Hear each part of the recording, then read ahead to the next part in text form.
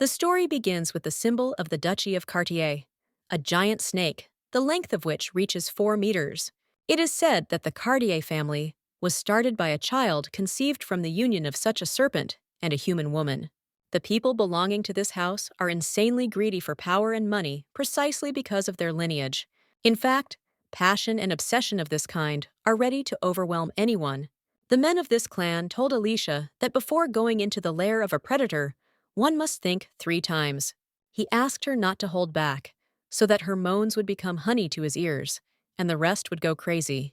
The knights standing behind the door were immediately embarrassed when they heard the noise and indecent sounds coming from the room. The girl herself trembled from the kisses, thinking that she had never experienced anything like this in her life. However, she has a goal: to win the favor of this dangerous man and avoid the fate that awaits her.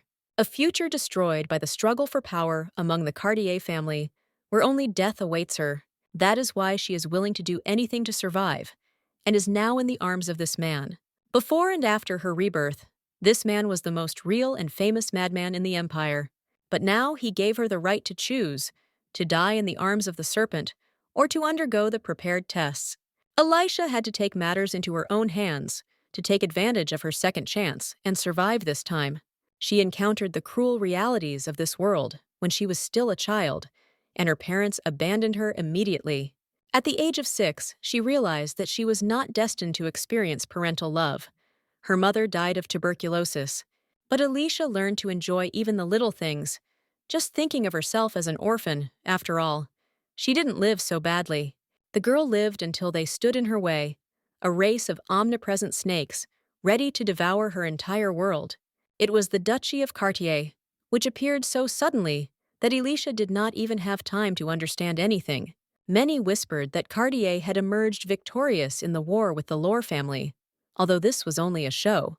The war was waged to satisfy the appetites of these bastards, because no one in the empire can resist Cartier.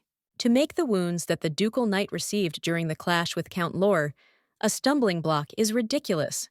Their desire to possess the land of the Count's family is too obvious, although they are incredibly sorry for that little girl.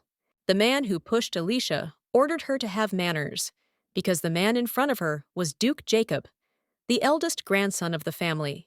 The girl raised herself up, hoping that she wouldn't be pushed again, and then turned her gaze to the huge man. He greeted the only surviving descendant of the Lores, congratulating her on becoming a countess. The girl wanted to answer something, as befits a countess, but she was immediately interrupted and thrown a piece of paper, asking her to sign it. Jacob explained that she needed to be paid monetary compensation for the war that started because of her father. Seeing the sum of 30,000 gold, Alicia immediately began to ask where she would get such a huge sum. The man replied that she would act as collateral, and in addition would give him all their lands, but that would not be enough. However, he will generously allow her to work for them, although in this way, she will not pay off the debt by working all her life. He then stated that she had unusually luscious curves, so she could be useful for other types of compensation as well. In the end, he concluded that from that day on, she was Cartier's property, and she had no right to refuse it. Once the signature was received, the judge read the document and recognized Alicia Delore as the county lord. She was 14 when she plunged headlong into the abyss, but managed to take part in the ceremony's circus performance. 11 years later, Elisha was running through the forest while being chased by even Jacob. The running girl with a scar on her face didn't want to take it anymore, while the man called her to him. She ignored the man, continuing to run as fast as she could, hoping not to trip and pass out. She let them abuse her every single day in this place, and now she can't let them kill her. Suddenly, contrary to her hopes, she stumbled. Jacob caught up with her, smiling and saying that it was a wonderful show. Until this moment, she was aware of the situation she was in and lived calmly, but now she suddenly started to kick. The most beautiful one knows that, thanks to the Cartier seal, he will be able to get it even from underground. If she had simply written a will and died peacefully as she was instructed, it would have all ended immediately. The girl loudly asked him to let go, after which she gave him a resounding slap, making the man even more furious. In response, Jacob hit her, asking how the pathetic pledge dared to leave a wound on his master's face. When Elisha fell, her whole life flashed before her eyes, starting with her stay at the Cartier house. She thought only about wanting to live, while the men surrounding her decided that she was dead. After all, initially, they had to set everything up so that it would look like this girl had decided to commit suicide. Elisha didn't go out of her way to have her last breath cut off in the forest in front of these freaks. But when she opened her eyes and sat up, she found herself in bed, and the maid standing next to her noticed this. The girl also asked what was wrong with her, to which she received a surprised answer that she had lost consciousness in front of the temple. At first, she couldn't believe her ears, because she clearly remembers that this event happened about 5 years ago. When she was 19, she went to church before the New Year, but she had not visited it for a long time. Suddenly, Elisha noticed her reflection in the mirror, in which a beautiful girl was looking back at her. Her scar disappeared, after which she tried to get out of bed, but the maid tried to stop her. Without wasting any time, she ran to the window in shock when she heard that the Lord's birthday was coming soon. The servants had to deliver a note with the wishes of the worshippers of the main temple as soon as possible. The courtyard was bustling with activity. Girls said they needed more flowers. Others asked about the guest list. Leaning on the windowsill, Elisha first decided that she had really died and wondered what to do next. Tears welled up in her eyes as she decided that she would have to drag out a miserable existence once again. At the same time, a carriage was heading towards the estate, inside of which sat an important brunette with red eyes. When Elisha went for a walk to the lake, she was noticed by a red-haired girl with a basket of laundry in her hands. She turned around in surprise when she heard a call and a question about her health, since she had recently been unwell. Elisha replied that she was already feeling better, but the redhead was happy because she was worried that she wouldn't be able to go to the party. After all, she is sure that at Lord Cartier's birthday party, Mr. Cartier will not lose face, and it will be grand. The girl assumed that Elisha, too, could not find a place for herself with anticipation, but one had to face the truth. She suggested that her interlocutor not expect too much, since the holiday had nothing to do with them. In their eyes, they are just scum, worthy only of groveling before them, so now they need to finish the job. Redhead replied that she didn't even let her dream, because so many noble families would gather in one place. Suddenly, luck will smile upon them, and one of them will not resist their charm and will decide to pay off the debt by taking it from here. Every maid wants to believe in the fairy tale about how the knight Cartier will refuse the offered mountains of gold. He will also reject the incomparable beauties, choosing only one girl who did the laundry in the estate. After that, they will live happily ever after, even though it was too romantic. But I want to believe in it. Elisha asked her to stop messing around, in response to which she received a question whether she was in a bad mood or not. Whining, the redhead added that she didn't know that people could change so much after a simple blow to the head. Elisha thought that the Cartiers would never be so merciful as to simply grant freedom. Besides, she knew about Lottie's future, who was now looking at her with an innocent and naive look. She, trying to somehow change her situation, seduced Jacob and became his favorite concubine. After this, Lottie asked Elisha to forget that she had once considered her a friend, because now she was only disgracing her. But despite all her ridicule, she became food for his wife's dog, Carol, after only 3 months. Elisha froze, mentally asking herself if she would believe it if she heard what her friend's future would be like. And what good would it do, because she is the creator of her own destiny, so there is no point in interfering with it. The girl decided that she would think only about herself, since it was unlikely that she would get another chance to save her life. And she died no less a miserable death, and this after all the nightmare that she had to endure. Lottie suggested that they go and admire the garden decorations for a while before returning to work.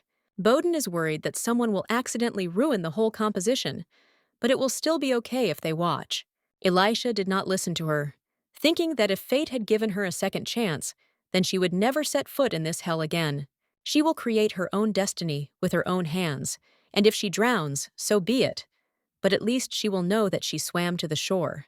However, the main question was how she could escape from the clutches of Jacob and his crazy family. Suddenly, she raised her head, noticing in front of her a carriage drawn by black horses, heading in their direction. Lottie noticed with admiration that it was the general's carriage, which could not be confused with any other. There was another one behind her.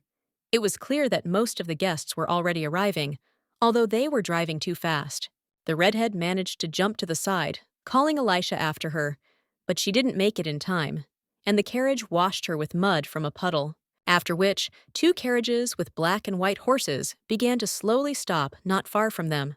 Lottie ran to her friend, dumbfounded, watching the dirt dripping off her while she stood frozen and did not move. The girl immediately began asking if she was okay, and he noticed that all the washed clothes were wet. Elisha, with tears in her eyes, winced when she heard what sounded like Carol's carriage. Suddenly, the girl grabbed her friend by the hand and then led her behind a tree, hearing the question of what she was doing. At that very moment, a young aristocrat in a pink dress and with a very haughty look emerged from the white carriage. This girl is Jacob's wife, who is a sadist by nature, but no one knows about it. In her past life, she grabbed and began to suspect Elisha of seducing her dear husband. She tried to justify herself with tears, not understanding what was being said. But at that very second, acid was thrown in her face. This girl was the one who had disfigured her face in the past, saying that people like her should get what they deserved. And now Carol turned to the general and said that she was very surprised that she met him exactly like this. Lottie assumed that she had been following his carriage on purpose and was now trying to flirt with him. At the same second, a brunette emerged from another carriage and asked her, with a displeased look, to disappear from sight. In the past, Carol stopped her carriage in exactly the same way, but she had to leave at the request of the head of the family. Elisha then concluded that the past was repeating itself, but it was unclear how to use this to her advantage. She continued to watch the aristocrats, remembering every detail that happened that day. Carol said that they met so well, most likely, fate itself brought them together today. Lucerne replied that he had apparently missed the moment when it became fashionable to stop carriages abruptly on the roads. The girl was shocked by this answer, but quickly apologized, adding that it was all her coachman's fault. She grinned and added that she, too, had been beside herself with fright when he had suddenly stopped in the middle of the road. The man listened to this excuse with indifference, as his attention was suddenly switched to something else. As Carol continued speaking, Lucerne was closely watched by the two girls standing behind the tree. Unable to bear it, he immediately asked who was there, which immediately attracted Elisha's attention, who began to shudder. As she walked forward, she was surprised, because in the past, they had calmly spied on their meeting until they parted. Holding the basket tightly in her hands, the girl tried not to look him in the eyes, deciding that the future was changing. She has no idea why he decided to turn his attention to mere mortals, but there is no way to avoid the conversation. Lucerne asked with indifferent interest if they were not now in the possession of Duke Jacob.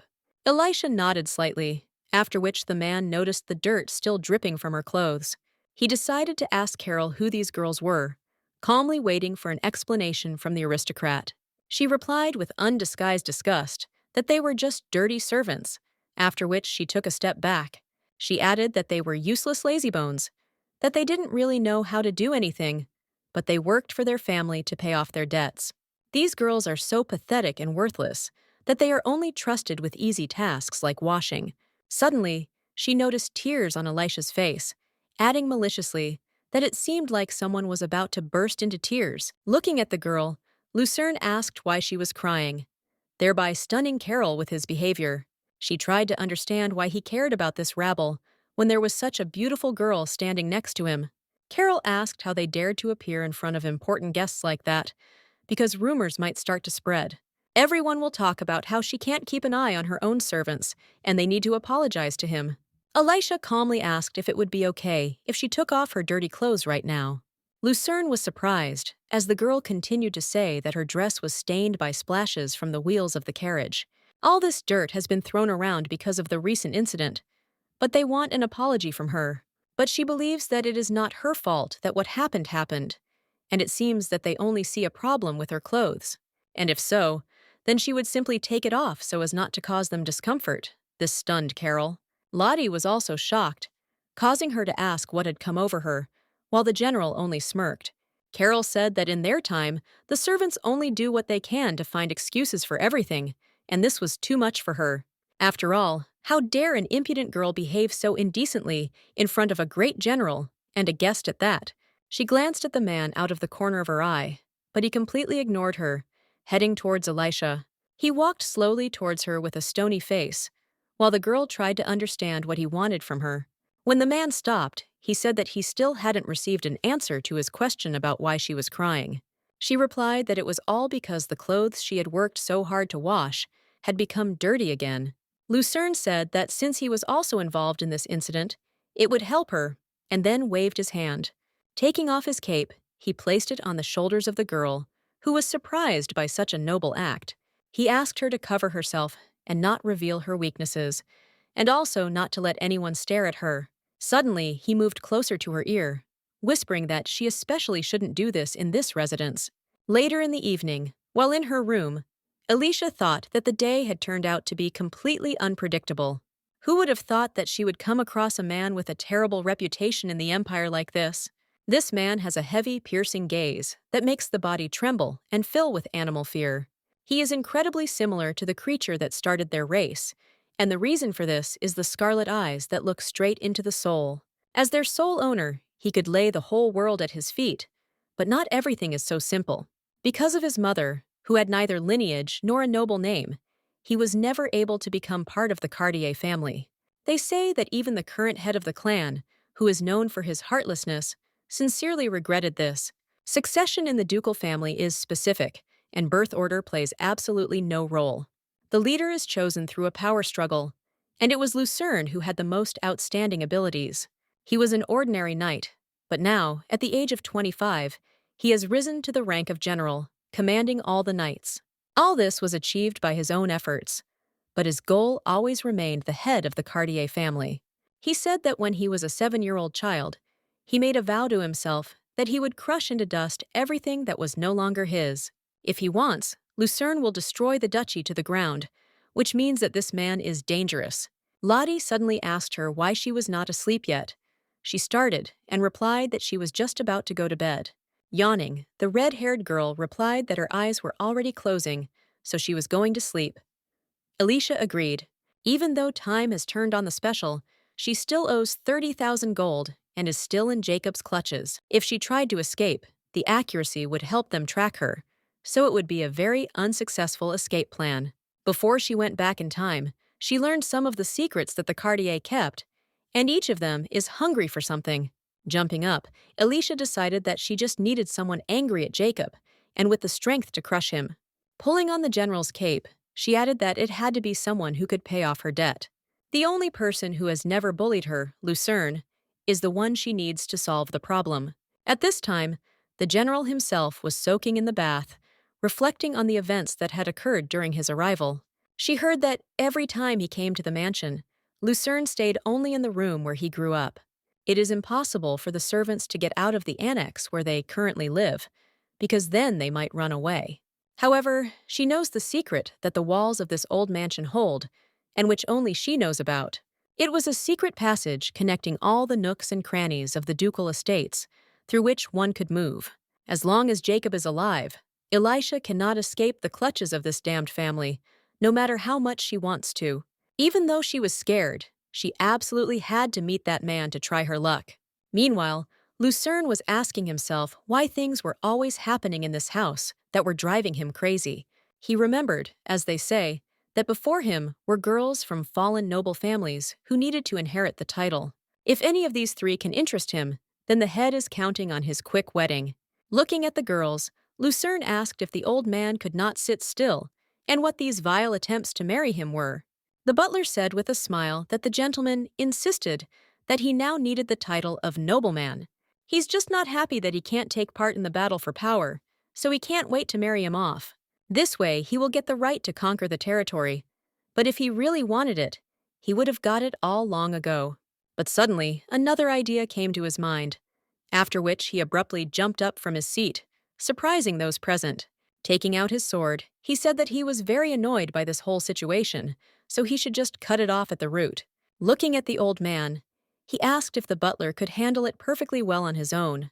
Lying in the bath, Lucerne thought that the old man was sorry that the lands he had captured during the war had gone to the Empire. Playing with a glass of wine and looking at his reflection, he thought that this old man's greed knew no bounds. Suddenly, the image of the maid and her tear-stained face that he had met today appeared before his face.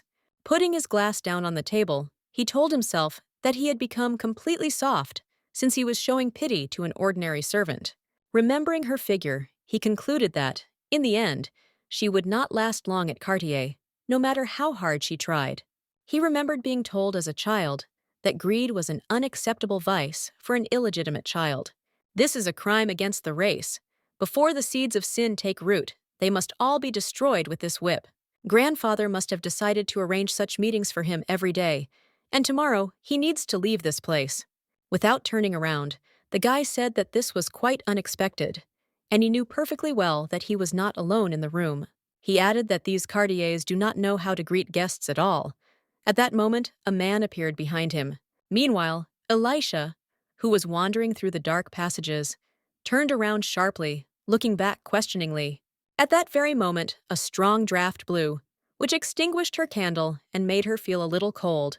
Without a candle, it was pitch dark, even though she had only a little bit left to go, when suddenly her dress got caught. She suddenly flinched when she heard a sound, and the jerk caused her dress to tear, revealing a little of her leg. After that, she decided to pull herself together, because she had only torn her clothes a little, and nothing terrible had happened. After coming so far, you can't back down like a coward over a piece of cloth. A couple of minutes later, she was already at the door of his room and wanted to go inside, but immediately froze. As soon as she opened the door to his room, the man, crossing his arms over his chest, asked what she was doing there. The maid he met during the day, they must have decided that he was interested in her, and so they sent her to him. Then Lucerne asked directly whether this was the work of Carol or Jacob, while looking at her with a terrifying gaze. Elisha immediately became scared and began to justify herself, saying that everything was wrong. But this did not help her. Then she said that she wanted to offer him a deal, and she had information that would definitely interest him. It was a way that would allow him to take the place of the leader, but Lucerne only laughed incredulously in response. He then asked her if she really thought he would believe a girl who showed up there dressed like that. Because of the torn dress, it seemed from the outside that Alicia came with the purpose of seducing him, but everything happened by accident. The man said that of all the spies sent to him, she seemed the stupidest, but the funniest. However, he is not in the best mood now, so he asked to speak faster about who sent her. Then he asked which of them should return her dead body to, but Elisha replied that she had not come on anyone's orders. She decided that she couldn't die like that, so she addressed the man as her beloved Ors. One rainy day, he was born under an arris tree, which is why he got his name. When his mother was pregnant with him, a huge snake, the color of the purest black pearl, appeared to her in a dream. Grabbing Elisha tightly by the throat, the surprised and at the same time embittered Lucerne immediately asked who she was. Elisha remembered how Carol, in her past life, had said that by using this method, Lucerne could become the head of the family. Jacob, bursting into tears, said loudly that no one should ever know about this, under any circumstances. The girl smiled and replied that she had already taken care of everything. That woman had recently breathed her last. Then she added that there was no one left who knew about it. But Elisha heard everything. And now, a breathless Elisha asked if Lucerne wanted to know the real reason for his mother's death. The man looked at her for a few seconds, then let go of her throat and grabbed her hand, dragging her along with him. He then summoned a shadow that was only his to control. It was his ability to control the demonic beast. Black shackles immediately began to encircle the girl's legs, causing her to feel a primal fear. Without taking his eyes off Alicia, Lucerne ordered the shadow to check her for hidden weapons. After some time, he said in surprise that there really was a secret passage in this mansion, through which she passed. Still frightened, the girl answered in the affirmative, adding that she had stumbled upon him purely by chance. It happened when she was wandering around the mansion like a ghost and collecting information bit by bit. Jacob is too careless, so he leaves important documents everywhere, which is what she took advantage of. Lucerne began to doubt whether he really needed the information she was now offering so easily. Elisha replied that he knew his deepest desire, and upon hearing this, the man shuddered slightly.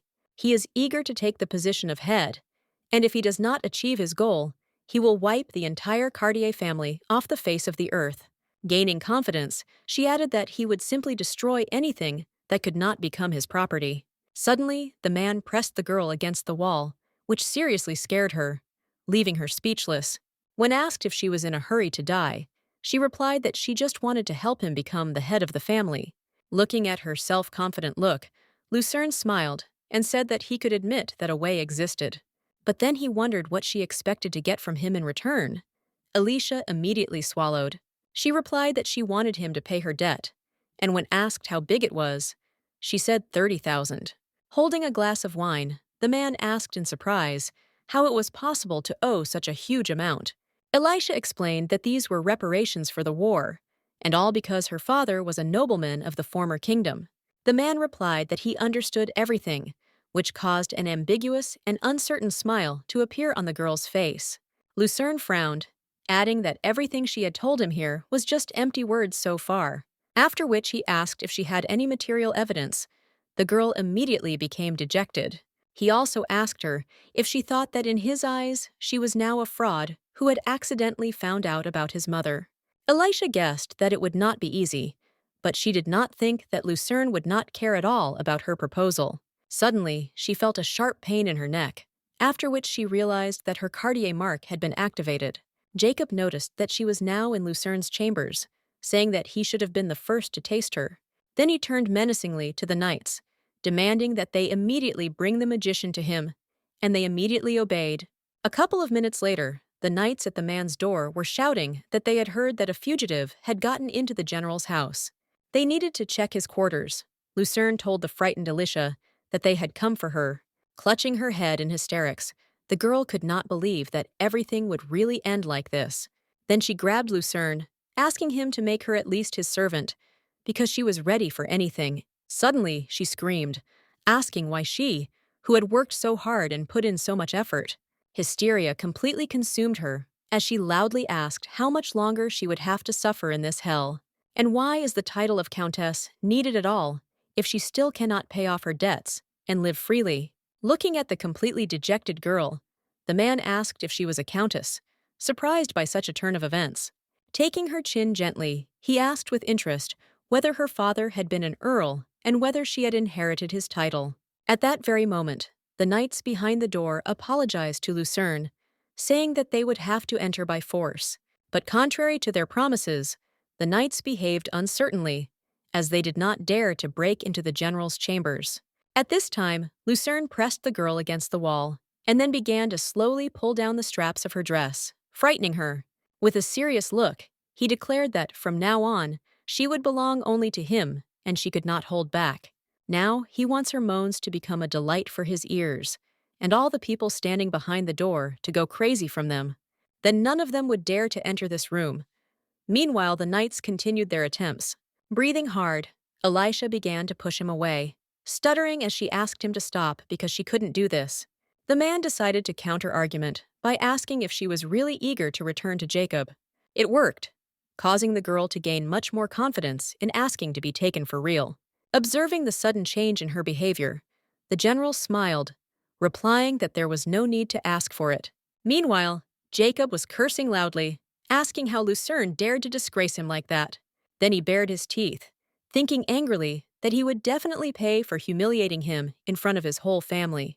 After some time, Lucerne said that now they could finally calmly finish what they had talked about earlier. Alicia thought that those people really did not dare to enter the general's chambers once they heard her groans. But now the man asked her to tell him everything she knew, asking how much she knew about his mother. The girl replied that she couldn't reveal all her cards to him yet, no matter how much he demanded it of her. With all the turmoil today, she would no longer be able to survive in this place without his protection, and she needed guarantees. He must ensure her safety, and in return, she will tell him everything she knows, along with evidence. The man asked her if she thought it was unfair, since she hadn't done anything yet, but was already demanding payment. Elisha replied that today he had dealt a direct blow to Jacob's reputation, and people would laugh at him, all because he couldn't keep track of his property, and these words will become the strongest poison for him. She blushed, waiting for an answer, when suddenly she shuddered, hearing that Lucerne was ready to give her 30,000 gold. Suddenly, he pulled her towards him, declaring that in return, he wanted her to agree to marry him. Looking at her stunned face, he added that he wanted to do it today, right now, embarrassing her. The next day, a family meeting was called, during which Jacob decided to voice his indignation. He shouted and complained that Lucerne was too brazen in his covetousness of the girl who rightfully belonged to him. The young man added that this time he had gone too far by deciding to take over the family's property. Jacob persisted, saying that by law they should both be flogged first and then have their hands cut off. Lucerne replied that the chief had been insisting for a long time that he marry a woman with a noble title. Rising from his seat with a bang, he added that he had simply followed his will and chosen a bride for himself. Yesterday, they and this maid, who now works for Jacob, decided to get married. And as confirmation of their intentions, they spent the night together. This statement stunned those present.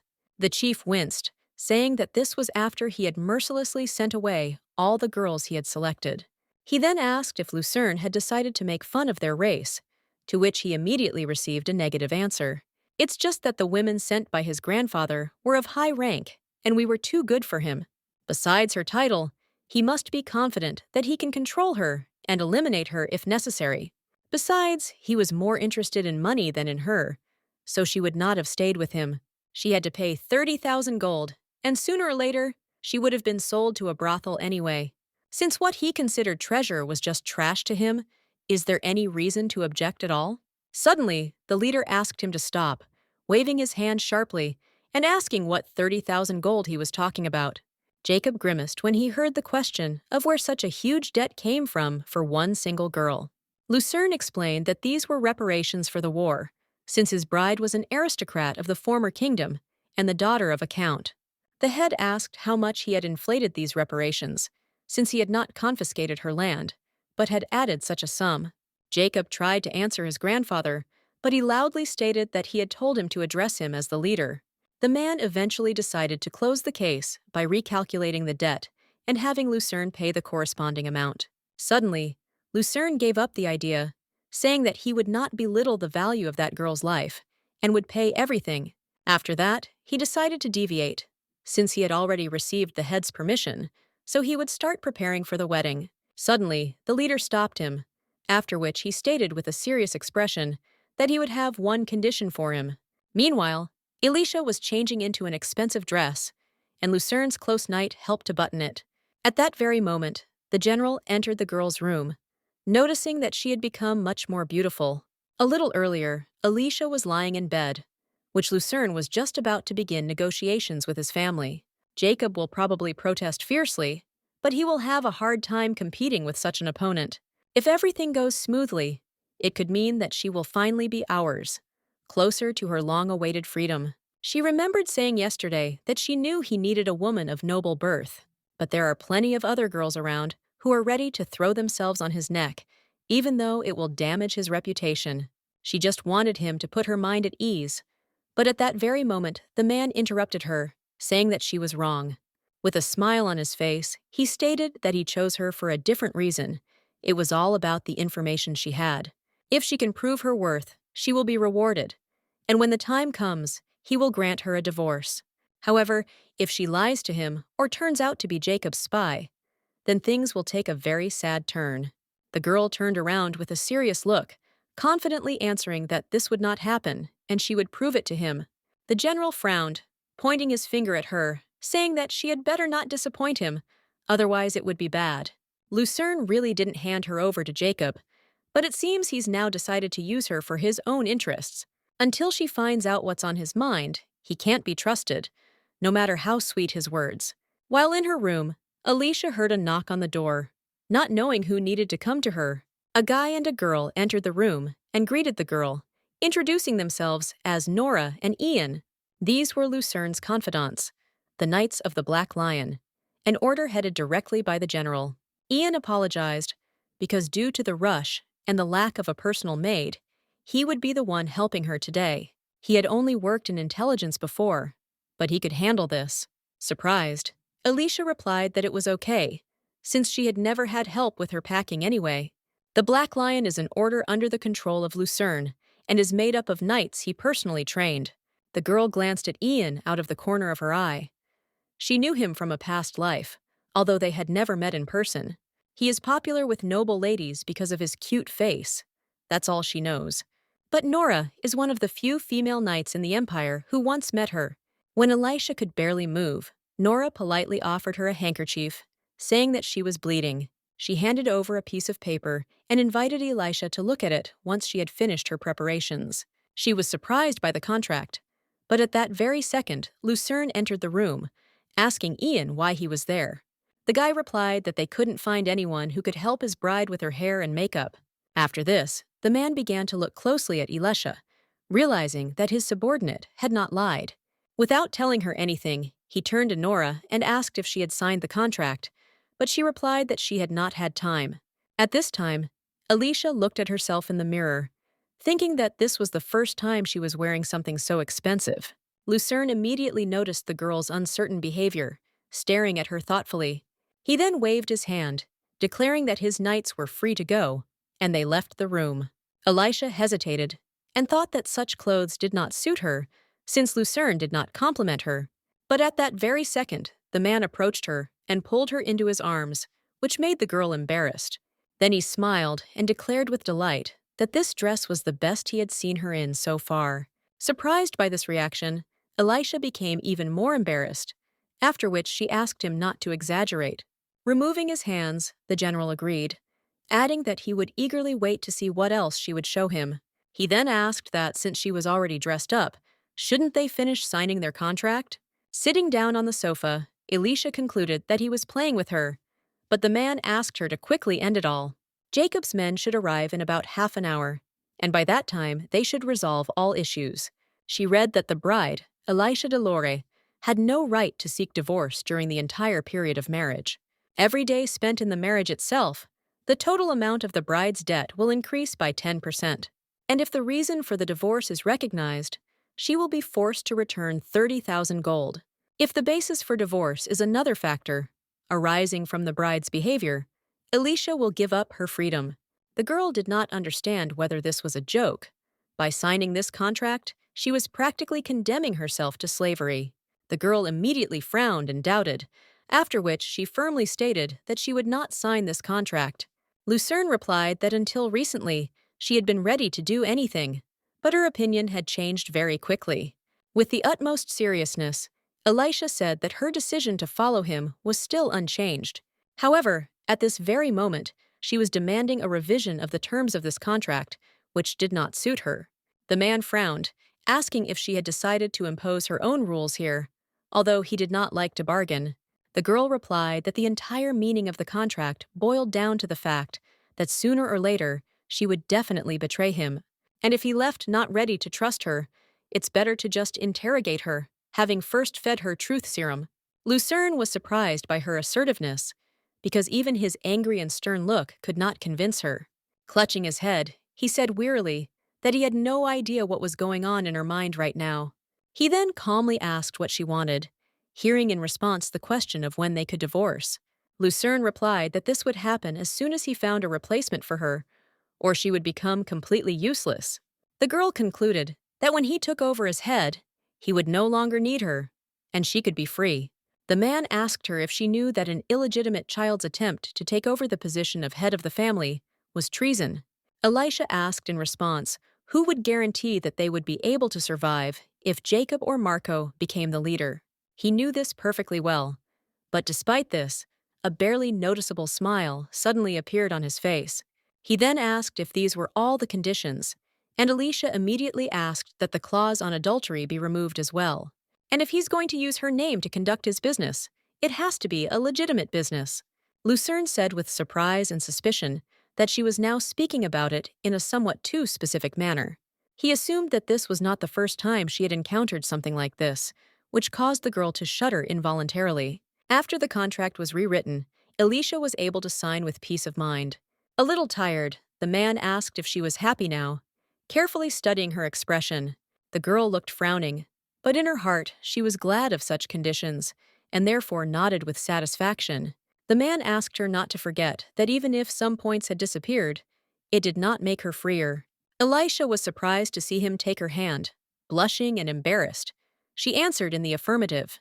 Taking the contract in his hands, Lucerne asked whether the marriage should now be formalized, as befits spouses. 3 days later, a wizard arrived to deal with the mark on the girl's neck, left by the Cartier family. When the old man put it away, he immediately asked Lucerne what to do with the tracking magic that remained. The man immediately began to release the dark essence, and replied that he would simply feed it all to his shadow. After that, one of the shadow snakes sank its teeth into Alesha's neck, who flinched, feeling a little pain. Trying to look at the new mark, she thought that Lucerne would be able to find it wherever she went. Now she really wanted to look at the new mark, but her own eyes could not allow her to do so. Suddenly, the general declared that if they wanted to leave here on foot, they had to look away and walk away. Frightened, the servant and the wizard began to literally run out of the room so as not to anger Lucerne. Meanwhile, Elisha walked over to the mirror and pushed her hair aside, beginning to examine the new mark. She sighed and felt a little better, when suddenly a man's heavy hand fell on her shoulder. He said that everyone around was interested in her, and that she had paid 30,000 gold for her, and the talk was not dying down. They must have just suspected something was wrong, which is why the chief insisted on holding the wedding ceremony. Looking at Elisha's mark, Lucerne said that it was a bit annoying, deciding to put another one by biting it. The next day, during the wedding, the priest asked the bride and groom to go to the sacred altar. Elisha still couldn't believe that she would actually become Lucerne's wife, having managed to escape from Jacob. Now she was dressed in a luxurious wedding dress, but she could not help but notice the mocking glances of the guests. The Cartier family thought that the slaves were completely out of place and needed a few blows to set them straight. They found it funny that she wished you a good life, but such insects cannot even dream of it. The most dissatisfied of all was the leader, who was silent, but his face spoke for itself. At that moment, Elisha tried to look at the floor, trying to overcome her fear, but the heavy looks prevented her. Noticing her anxiety, Lucerne declared that he had placed this mark, and it should not be forgotten that from now on it was only his. The girl was surprised when he suggested that she proudly straighten her shoulders and behave as befits his wife. She thought for a moment, agreeing with the man, and deciding that she was no longer the same Elisha she had been before. Now, in her new role, in front of the people who wiped their feet on her, she will stand with her head held high. Could Elisha have imagined that after a horrific death, she would be lucky enough to get another chance? Meanwhile, standing at the altar, the priest asked that their sacred marriage vows be read before God. Now the girl will be able to start a new life, and besides, Lucerne will be there as her husband. She will never miss this chance given to her by fate, the chance to take revenge on this damned family. She wants to get even with them for ruining her life, because now she has a great opportunity. The man put a ring on her finger, and the girl realized that soon she would finally be able to become free. Today, on the 995th anniversary of the founding of the empire, a priest blesses Lucerne de Kayak and Elisha de Lore. After the official ceremony, a banquet began, where many guests dined and socialized with each other. The leader sat separately from everyone on his personal throne, and next to him stood Lucerne, waiting for a conversation. The gray-haired man put his head on his hand and said that he didn't really understand his true motives. But since he entered into a marriage that he had been avoiding in every possible way, it means that his wife had managed to hook him with something worthwhile. With an indifferent face, the general replied that she was quite an interesting person, and that was what intrigued him. Looking at Elisha, his eyes stated that a girl worthy of 30,000 gold could not be uninteresting. However, only time will tell if she really deserves them, or if she is just a stupid empty shell. Meanwhile, the girl examined the bones of the saint, the head of a dragon, and various paintings by famous artists. And all these precious treasures were simply put on display at the banquet for everyone to see. She suddenly flinched when Ariane, Marco's wife, asked with a smile what she was looking at so intently. In front of her now were gifts prepared by the headman's grandchildren, especially for his birthday. The head of the Cartier family had 3 sons, and only his second child is currently alive. Having received the rank of priest in the temple, he strives for the title of Great Pope, the absolute pinnacle of temple authority. He dedicated himself to religion, but in the struggle for power within the family, he left his son, Marco, in his place.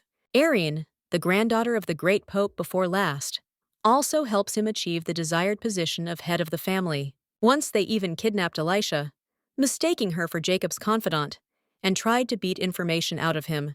Then the girl got it badly, and it was Marco who beat her personally, who spared no effort to maim her. He said she was resilient. He wondered if she really didn't know, or if she was that loyal to Jacob. Arian replied that such people could only grovel before others and silently follow any instructions. Now she said that she was unsure whether she had ever seen such treasures with her own eyes before. Elisha thought that her nasty character and contemptuous attitude towards others had not changed at all. She said that all the things here were prepared for the head, but each one was a rare treasure. Of particular note is the bone fragment belonging to the holy prophet Listramp, of whom she had heard. This is one of those things that shows the ugly underbelly of temple life using the relics of saints. When she finished explaining, Arian smiled and remarked that Elisha was quite perceptive. Then she smugly declared that it was a gift prepared for the head by her husband personally. Suddenly, they both turned around, hearing a quiet cry that belonged to Carol, and Jacob was standing next to her. The worried man asked what was wrong with her, to which he received the answer that she was simply very happy. Carol stated that he knew perfectly well that they had been the ones taking such good care of Elisha all this time. Now she understands that the girl under their care has met such a wonderful groom. Smiling, she added that she was very touched, and now she so wanted Elisha to be loved. Not understanding why such words were said, the girl still thanked her previous owner. However, she interrupted her, adding that she was mistaken, after which she began to quickly head in her direction. Carol added that at the meeting, Lucerne said that the reason for his proposal was simple pity. After all, she is a powerless poor girl from a fallen family who has no chance of returning to a normal life. She allegedly quoted him as asking if it was too cold and cruel for her beloved fiancé. Then she turned away, asking if it didn't break his heart with sadness that there was no hint of love between the spouses. Arian said with surprise that she didn't know such details, after which she added that she was truly sorry. Noticing Lucerne's attentive gaze, Elisha decided to tell Carol that she was too arrogant. Arrogance among the nobility is considered a lack of dignity, and in each couple the relationship will manifest itself in its own way. Then she asked her why she thought that if her family was now penniless, her husband could not love her. Besides, how could they bring up her family at their wedding, since it's not a happy topic? Hearing this, Jacob immediately cleared his throat, realizing that this girl might say too much now. However, Elisha did not calm down, asking if they had all forgotten how exactly Count Lore died. Meanwhile, the leader listened attentively to their conversation, but was in no hurry to intervene, glancing at the girl. Suddenly, Jacob could not stand it any longer, and became furious, loudly asking Elisha how she dared to reproach their family. He waved his hand, asking if she was implying that Cartier owed her family an apology. The girl closed her eyes, preparing herself for something to hit her, but a second later, nothing happened. Opening her eyes, she noticed Lucerne, who grabbed him and calmly stated that he had no manners. The man frowned, adding that he wanted to remind them not to raise their voice in the presence of the boss. Jacob didn't like this action and asked him what he was doing, surprising Elisha and Carol. The wife asked if he was okay, but the man asked, how dare someone like him treat him like that? Carol told the chief that such an act was not at all typical of the general, and it was possibly the influence of his wife. As soon as she appeared, quarrels immediately began in their family, and this was very frightening. But the head did not answer. Everyone clearly understood that Carol wanted to show Lucerne's new wife in the most unflattering light, but they remained silent. Suddenly, Elisha called out to her, with a smile on her face, deciding that she should first apologize to the leader herself. Throwing her hand away, the surprised girl immediately asked what she was talking about, since she had done nothing wrong. Elisha explained that as the wife of the eldest child in the famous Cartier family, she showed her tears to those around her. And on top of that, she immediately went to seek help from the head, even without being able to resolve the conflict that had arisen on her own. The girl remembered how, in her past life, the leader told her that it is not the one who walks over others who is sinful, only he who resigns himself to his own weakness, without trying to cope with it by his own efforts, is sinful. Then she beamed, adding that such weakness of character was very much like an unforgivable sin. Since she has lived under the yoke of this family for a long time, she can easily find the words for the chapter. Meanwhile, the older man thought that she did not succumb to provocations and was able to soberly assess the situation. He also really likes the way she thinks, but he thinks that it's worth arranging one more final test. Meanwhile, Carol was mentally asking herself, how dare this girl shame her right in front of the boss? Marco, you said that Alicia turns out to be damn interesting, and Lucerne's insight is simply top-notch. Arian asked him not to exaggerate, because before them was an ordinary slave who had forgotten her despicable place. Suddenly, the headman declared that they were all very noisy, after which he asked the three girls to come closer to him. He stated that he happily accepted all the gifts they had prepared, each of them being a valuable item. Carol proudly began to say that they had prepared for him the 34th fantasy of the great artist. Her husband had gone to incredible lengths to get it, and now, this painting belonged to the head. Then, Arian spoke up, saying that in order to take care of his health, they spent a lot of time searching. However, they were able to find a bone fragment of the Holy Prophet Listramp, which grants longevity to its owner. And now the father-in-law is making every effort to obtain the place of the great pope and become his new power. The main reason Manhwa is targeting this position is to make Marco the head of the Cartier family. But the current leader, on the contrary, does not want to see Manhwa as the great pope, which means their plan is not so ideal. However, Arian said with a pitiful look that he could only help them a little in this matter. The man waved his hand, replying that in a couple of years, they would have such an opportunity anyway. He then turned his gaze to Alicia, asking what she had to say about her husband's gift. Gathering all her strength and confidence, the girl replied that, in fact, this was the first time she had seen something like this, and this gift was prepared without her participation, so she cannot say anything special or flattering. But she had previously heard about the head of a dragon that was caught 3 years ago, and this time the head was much smaller. He's probably planning on getting a bigger dragon for his 80th birthday and decided to go in order of size. She thinks that with his gift, he wanted to say that the leader should remain healthy and full of strength until that moment. Elisha turned her head towards Arian, adding that in a couple of years, a huge and strong dragon would appear. Meanwhile, the leader, who had been silently listening to her, suddenly laughed loudly, satisfied with her answer. He told Lucerne that his chosen one was not as simple as she seemed, and he replied that he had already spoken about this before. The general added that the day was not far off when he would say that 30,000 gold was too small a price for her. The leader asked her name again, and then mentally asked you where she had been hiding all this time. Then he smiled contentedly, saying that from now on, she could drop in on him even without a special reason. It would be wonderful to talk to her from time to time. At that very moment, Carol and Arian were looking at her enviously. Elisha immediately smiled, realizing that even the other girls in the family were not allowed such an honor. After the family banquet had come to an end, Lucerne and Elisha headed towards the harnessed carriage. The satisfied man turned to his wife, saying that thanks to her, he enjoyed a family gathering for the first time. Then he extended his hand to her, saying that today they still had to spend their wedding night. She gave him her hand with an uncertain movement, when suddenly they turned around, hearing a loud cry from the balcony. It was Jacob who loudly insulted Elisha, apparently not afraid of Lucerne, who heard everything perfectly well. I was going down the steps. The man was shouting that here she was, her gratitude for the fact that they fed and clothed her, and Lucerne is content with the dirty girl he picked up after he used her and threw her away. At the end, he asked them to go to hell, and the general asked her to watch carefully what was about to happen. He then walked slowly but confidently towards Jacob, causing the plump man to flinch. Lucerne walked up to him and rolled up his sleeves, punching him in the face, causing blood to gush from his nose and leaving a bruise on his cheek.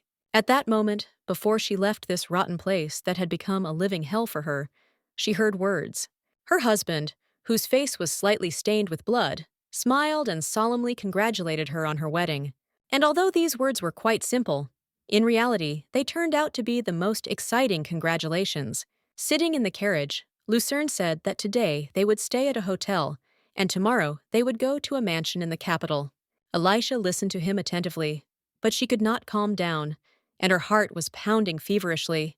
Maybe it was because someone hit Jacob for the first time in front of her, and it made her happy. She thought for a moment, then turned to the general, asking if weakness was a sin. The man was surprised by her question and thought for a few seconds, after which he answered firmly and affirmatively. Alicia frowned, concluding that the man sitting in front of her was just like the other Cartiers. But how stupid it was to think for even a second that he hit Jacob because of her, wanting to protect her. She imagined that she had become his real wife, but in reality they were only connected by a contract and nothing more. Lucerne asked if she expected a different answer, but the girl replied that she asked the first thing that came to mind. She also touched on this topic in the presence of the head, trying to win his favor, and she was honest about this. Her main goal is to survive, so her useless emotions will not stand in his way and will not tie his hands and feet. We must try hard to maintain a relationship based on mutual use of each other. Suddenly, the man reached out his hand to her, stroked her cheek, and said that she was so fragile and helpless. The general smiled, asking how it was possible to look at her and hate weakness, which made Alicia shudder. Then he asked her not to probe him, because every time she does it, he wants to eat her. After this, the man gave her a kiss, showing her that he had not married solely for the sake of profit. Meanwhile, in another carriage were Lapis and Lazuli, wizards of the Black Lion Order, who were twins. Lapis cried loudly and shouted that the general had bought himself a bride, which was unthinkable, and the younger one tried to calm him down. Corin, a knight of the order, asked why his wife had to be Jacob's subordinate. Nora calmly asked what they were thinking, since she was not bought as a slave, and even more so, she was not a spy. They started asking her if she had met her, and if she herself had said that she had not been forced into marriage. She was also asked if the girl looked like the type of person who might stab someone in the back. Ian decided to take the floor, replying that the girl was very quiet and modest, and did not give the impression of being a bad person. Besides, they don't think that the general is the kind of person who can be easily fooled. At that very moment, the others suddenly calmed down, concluding that Ian was right, and this was something out of the realm of fantasy. Suddenly, they rebelled again, shouting that he had not told them that he was getting married, and had not invited them to the wedding. Lapis, unable to hold back his tears, shouted that the general was simply neglecting them. He did not want to leave it like that. When the general's carriage arrived at the estate, the knights and wizards looked at the man helping his wife. Lucerne asked to take her hand, while his stunned subordinates asked who this kind and considerate man was. Suddenly, the general picked up Alicia in his arms, but she awkwardly declared that she could walk on her own. She looked guiltily at the knights, thinking that she needed to show them her best side. Meanwhile, the knights and wizards noticed the bruise from the kiss on her neck, wondering what happened in the carriage. In shame, Alicia buried her face in Lucerne's shoulder, deciding that this was a complete failure. But the man did not understand her panic.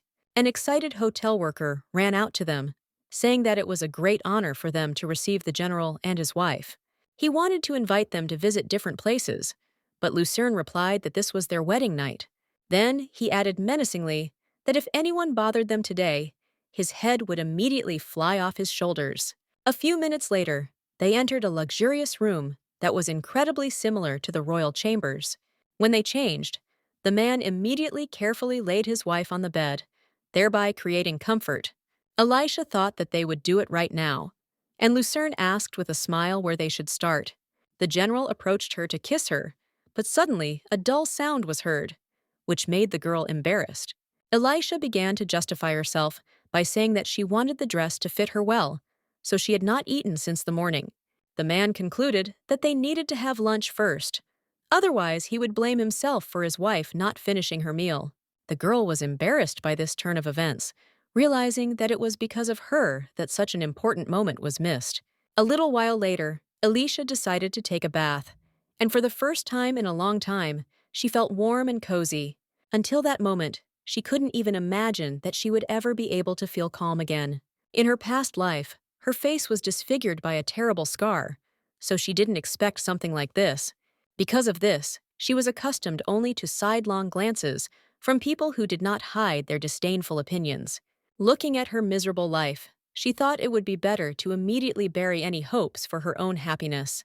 It was very strange for her, and now she felt very unusual, as her life had changed in an instant. Suddenly, we shuddered, hearing Lucerne's voice, who asked what was wrong with her, and then asked her to leave. If she continued to sit here and fill her head with useless thoughts, their wedding night would come to an end. He then added that she was too thin. Alicia replied that this did not prevent her from fulfilling her marital duties. When the man threw a robe over her, he decided to ask if she had already decided to show her thorns. But the next second, he immediately faltered and was surprised, looking at the change in his wife's mood. Lucerne asked why she was crying and if she was scared, and the girl thought that his hand was very warm and pleasant. Although his voice and facial expressions seem cold, when he is around her, he looks completely different. And while this man is next to her, she absolutely does not understand her feelings, and now she wants to kiss him. After a few minutes, they broke off their passionate kiss to take a closer look at each other's eyes and lips. Suddenly, the general asked if they had met before, a question that made Elisha flinch. He explained that every time she looked at him, her eyes seemed filled with guilt. The man then frowned and asked suspiciously what she was hiding, calling her a little ghost along the way. However, a loud stomping outside the door prevented the girl from answering, causing them both to turn around in surprise. A loud voice of a knight was heard from behind the door, calling for the general, saying that monsters were approaching from behind the mountains. Having quickly dressed, Lucerne asked his wife to stay here for now and not to go out until he gave her permission. Usually, these creatures go berserk in the spring, under the influence of the power of magical stones, but suddenly they appeared now. The knight explained that the uprising was to blame for everything. Most likely, the survivors of the fallen kingdom awakened the monsters.